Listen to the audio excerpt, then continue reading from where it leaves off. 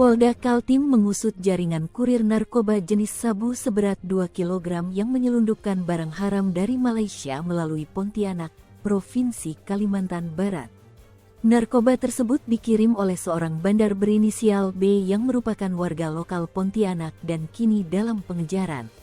Adapun modus operandi penyelundupan ini melibatkan 4 tersangka berinisial SR, AK, AI, dan NP yang diringkus di Balikpapan pada tanggal 28 Agustus tahun 2024.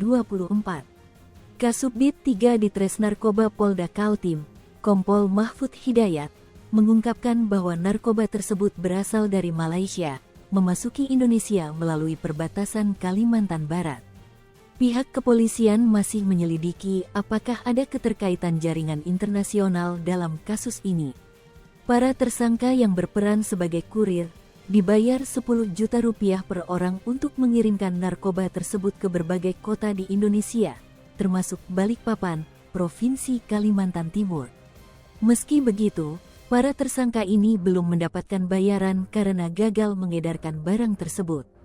Para tersangka diancam dengan pasal 112 ayat 2, Jo pasal 114 ayat 2, Subs pasal 132 ayat 1, Undang-Undang Nomor 35 Tahun 2009 tentang Narkotika, dengan ancaman pidana penjara hingga 20 tahun atau seumur hidup serta denda maksimal 10 miliar rupiah.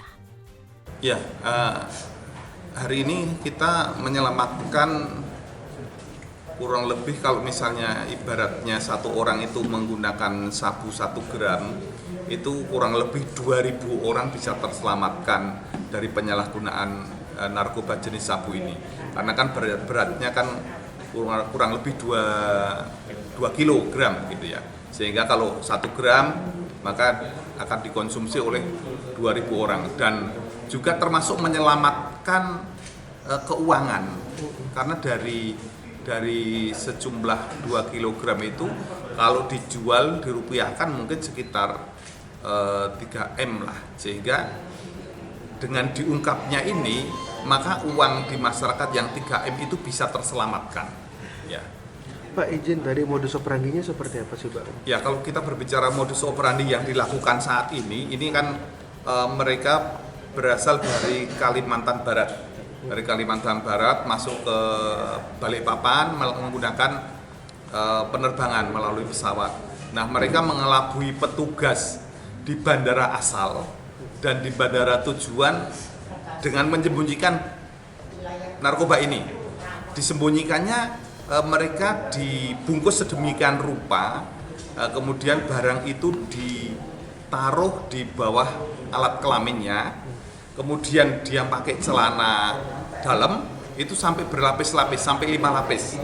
Itu untuk mengelabui barang itu, sehingga ketika mereka melewati tempat pemeriksaan itu akan lolos, dan mungkin bisa jadi memang mereka tidak membawa barang yang memaksa atau membuat si petugas pemeriksa itu harus menggeledah secara manual.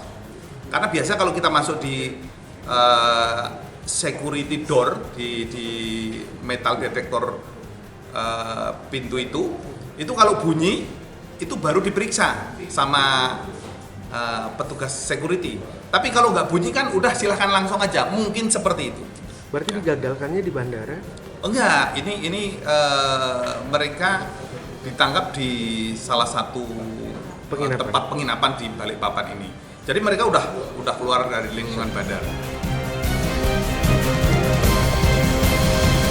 Download Tribun X sekarang, menghadirkan lokal menjadi Indonesia.